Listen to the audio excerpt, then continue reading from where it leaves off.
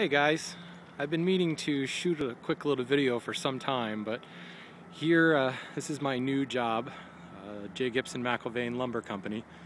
Normally in the middle of the day when it's bright and sunny, there's forklifts and trucks and all kinds of things beeping all over the place, and it makes it kind of hard to get any kind of a good shot. And by the time all that stops, it's usually dark.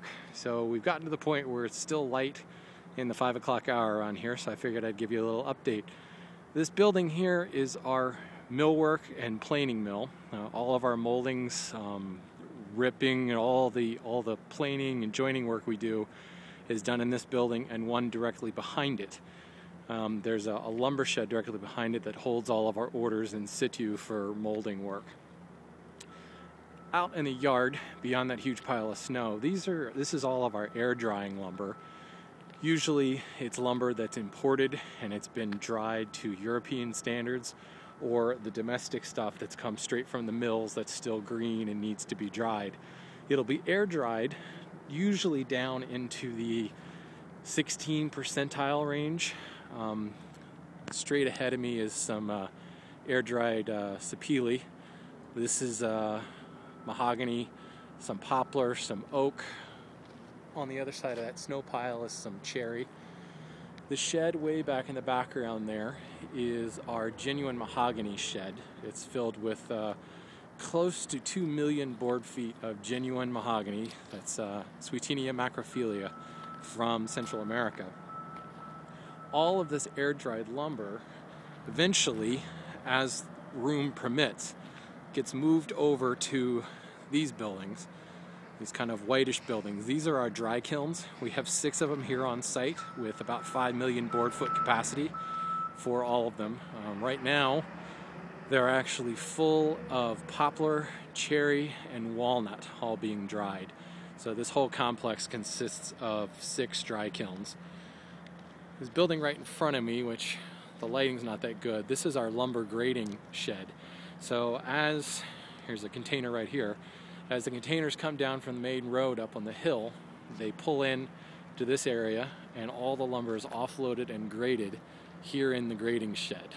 This is generally where the non-straight grain stuff is culled out to be used for specific reasons, and the first and second and FSC certified stuff is all pulled and set aside.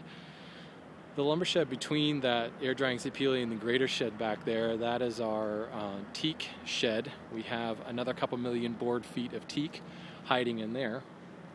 Beyond the dry kilns and beyond the grading shed are 3 more sheds dedicated to various species, and most of the sheds in the back there are all imported species, everything from Wingi to Ipe, Kumru, you name it, it's all back there. The 2 sheds, well, here, this building with the shingles is our main office.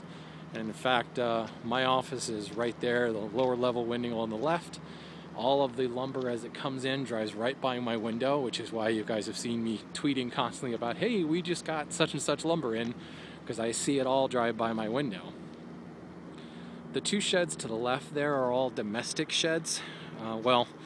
The first one, the kind of light green one, is normally a domestic shed, but because there's a huge amount of Ipe on the yard right now, as well as genuine mahogany, it's been kind of half taken over by those 2 species, in addition to some walnut. The shed in the back there, way off in the distance, is mostly domestics. Right now it's filled with a lot of poplar and walnut for several million board foot order that we're in the works right now. Way back in the back behind the dry kilns is what we call the warehouse. That's where we keep all of our hardwood and marine grade plywood, as well as some of the sorting and order picking. As an order is taken, the forklifts drive it over there and it's sorted and inspected for quality one more time.